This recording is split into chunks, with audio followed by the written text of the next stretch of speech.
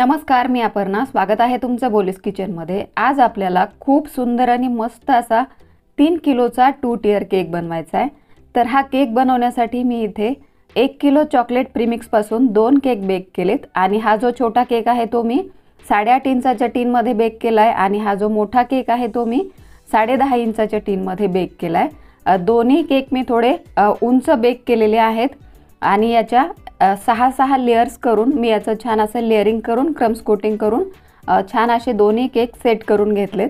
तर आता आपल्याला या केकचं आयसिंग करायचं आहे. तर आयसिंग करण्यासाठी मी इथे बेबी पिंक कलरची क्रीम बनवून घेतलेली आहे. म्हणजे क्रीम बीट करून त्यामध्ये 4-5 drop pink gel food colour टाकून तो क्रीममध्ये व्यवस्थित मिक्स करून घेतला आहे.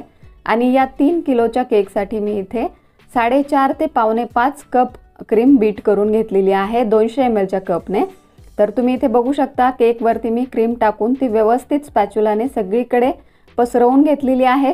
तुम्हाला हवं तर तुम्ही इथे पायपिंग बॅगच्या मदतीने सुद्धा केकवरती क्रीम लावून नंतर त्याचं फिनिशिंग करू शकता. त्यानंतर मी इथे प्लेन स्क्रॅपरच्या मदतीने केकचं छान असं प्लेन फिनिशिंग करून घेतलं आहे.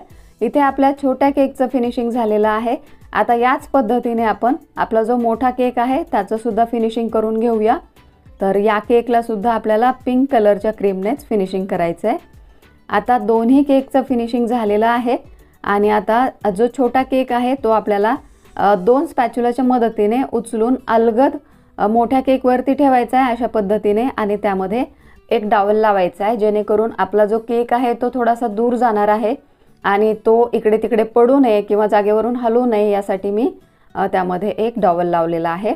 तर आता डार्क पिंक कलरच्या क्रीमने आपल्याला इथे अशा पद्धतीने फुलं तयार करायचे. तर मी इथे पायपिंग बॅगला मोठं स्टार नोझल लावून तुम्ही इथे बघू शकता अशा पद्धतीने डार्क पिंक कलरच्या क्रीमने फुलं तयार केलेत आणि त्यानंतर केकवरती आपल्याला 3 गुलाबाची फुलं तयार करून ठेवायचे. तीच डार्क पिंक कलरची क्रीम मी इथे घेतलेली आहे आणि पायपिंग बॅगला मोठं रोज नोझल लावून घेतलं आहे. या नोझलवरती कोणताही नंबर नाही आहे.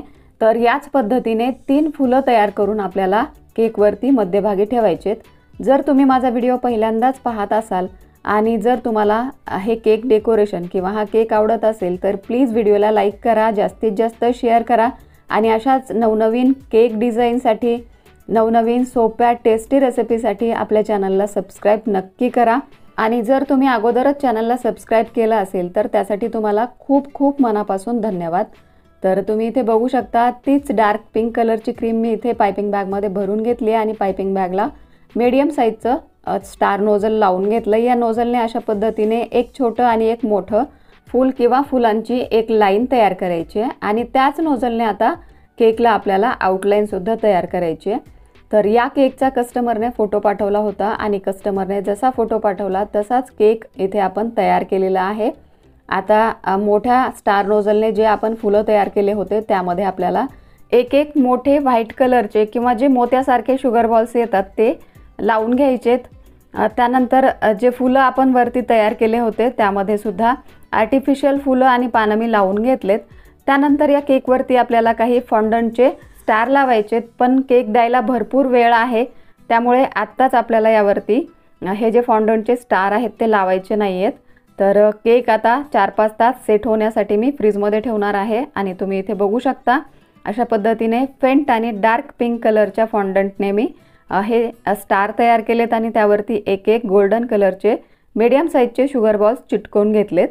तर आता तुम्ही इथे बघू शकता आता केक द्यायचा आहे त्यामुळे मी केकवरती जे स्टार तयार केले होते फॉन्डंटचे ते लावून घेतलेत आणि जसा कस्टमरने केकचा फोटो पाठवला आहे तसाच्या तसा अगदी केक तयार झालेला आहे. तर आजचा हा केक किंवा हे डेकोरेशन तुम्हाला नक्कीच आवडलं असेल त्यामुळे प्लीज व्हिडिओला लाईक करा, जास्तीत जास्त शेअर करा आणि अशाच नवनवीन केक डिझाईन नवनवीन सोप्या टेस्टी रेसिपीसाठी आपल्या बोलीस किचनला सबस्क्राईब करा. पुन्हा भेटूया अशाच केकच्या नवीन सुंदर सोप्या डेकोरेशनसोबत किंवा एखाद्या मस्त अशा टेस्टी झणझणीत टेस्टी रेसिपीसोबत. तोपर्यंत मस्त खा आणि स्वस्त रहा. थँक्यू.